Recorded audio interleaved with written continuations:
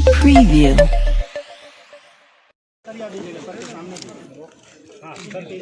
भाई एक कैमरा भाई एक मिनट वो ले रहा हूँ वहाँ भी कर रही है ना।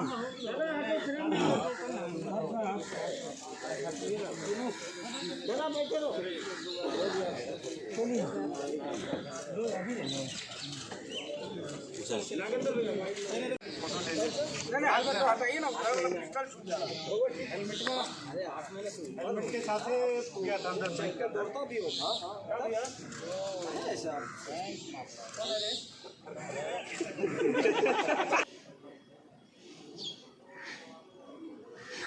9 ऑफिसर्स हैं।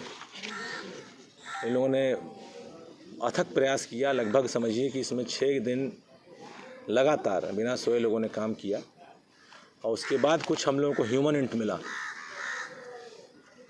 जो मीडिया में जो फुटेजेस आए थे उसके आधार पर बहुत ही वेग इन्फॉर्मेशन था, लेकिन कुछ ह्यूमन इंट मिला कि ये कुछ लोग संभवतः हो सकते हैं।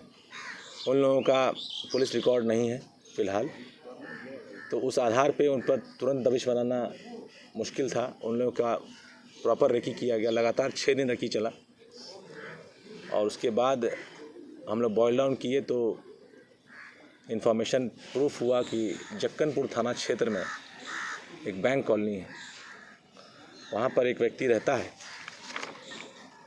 इसका नाम है अमन कुमार। ये पेशे से इंग्लिश का कोचिंग चलाता है, इंग्लिश का टीचर है और अनीसाबाद गोलंबर पर ही है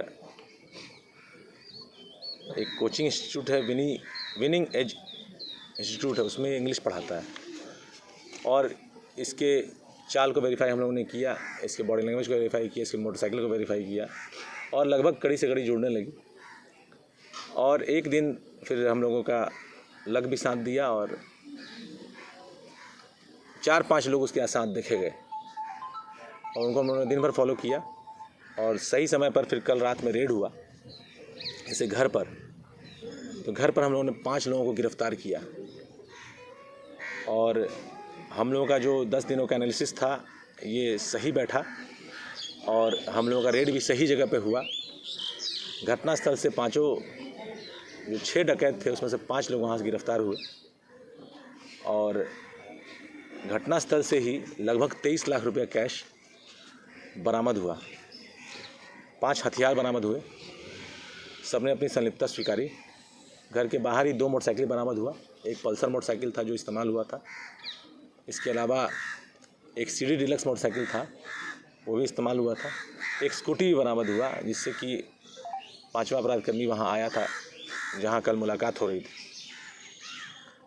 संलिप्तता स्वीकारने के बाद इन लोगों से जब पूछताछ हुई तो सबने अपना शेयर कबूला और इन लोगों के अपने घरों से रिकवरियाँ हुई हैं। कुल मिलाकर हम लोगों ने 33.25 लाख रुपए कैश रिकवर किया है।